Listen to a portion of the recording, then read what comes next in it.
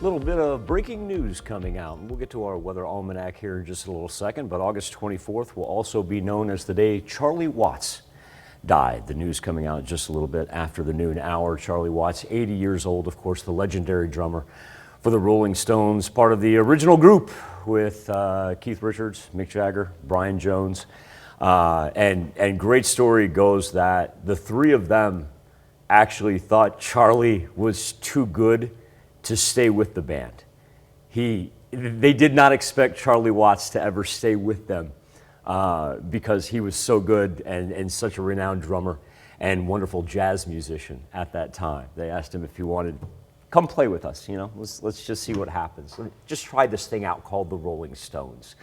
But once again, Charlie Watts passing away today at the age of 80. Now, speaking of the August 24th, now we can go to our daily almanac where our record high dates back to 1947, got all the way up to 102 degrees. Luckily, we'll be able to kind of dodge that number, but it's still going to be a scorcher outside as we take a live look as the heat coming off the pavement there at 7th and Range Line in Joplin. A very busy noon intersection on this Tuesday afternoon.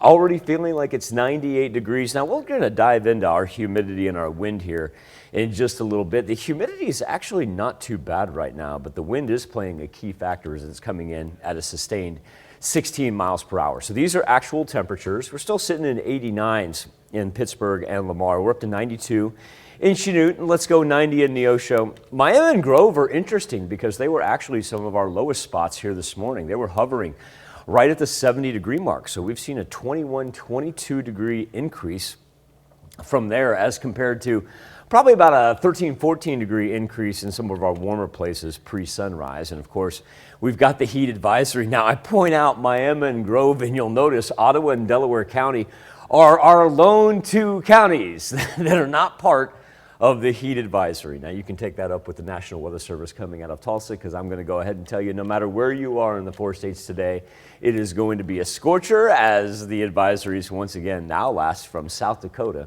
all the way down to the Gulf Coast. Now, while our humidity hasn't been too bad, we really have seen an uptick in our wind, and we're going to gust up to 20 miles per hour out of the south-southwest later this afternoon. And so when you factor in, the humidity, just a little bit of it, but also the wind, we're talking about it feeling like it's in the mid-90s right now, and our peak heating hours really aren't until about 3 to 5 p.m., and that's when we'll get up there easily into triple digits, feeling about like in between 103 and 105. We do have a clear Skywatch storm tracker. A little cloud cover wouldn't hurt us at all, or a little rain, sometimes that'll cool you down. Look at the severe thunderstorm risk map. Now, certainly, we don't want anything severe, but sometimes we'll at least get that little light green that'll be able to pop up around us, but not even that. We get carved out of everything, with that low category ranging from Minnesota into portions of Wisconsin for later on this afternoon. Really not picking up too much of it right now. Anyway, as I mentioned, if you're going to be outside, let's run through it. You know the drill. Whole lot of sunscreen, whole lot of water. Try to take frequent breaks. Remember, never leave kids nor pets unattended in the back of a car. Also, too, take time to check on your neighbors, especially if they are elderly, when you get home from work or if you're on your lunch break, because we're a long way from being over. We can't even pick up some cloud cover overnight nor into Wednesday, and that's why that heat advisory is going to exist for the next 3 consecutive days. When we look at what we've got from the national perspective, there's actually not a whole lot of action, period. It is hot and it is dry to finish the month of August. Finally, Wednesday afternoon, we get some thunderstorm activity, but that's not only just for the deep southern portion of the United States. And as you can tell, it makes a difference, though. Look at Raleigh and look at Atlanta compared to us. We're 10 degrees warmer than what they're going to be on Wednesday, and then we get to ride it on Thursday. Now, Tanya, Friday, Saturday, and Sunday, that's what we were talking about, being able to pick up just a little bit of cloud cover. But it does make quite a bit of a difference, especially not only in what it feels like, but also allows us to lose that heat advisory that we've been running for the week. All right, well,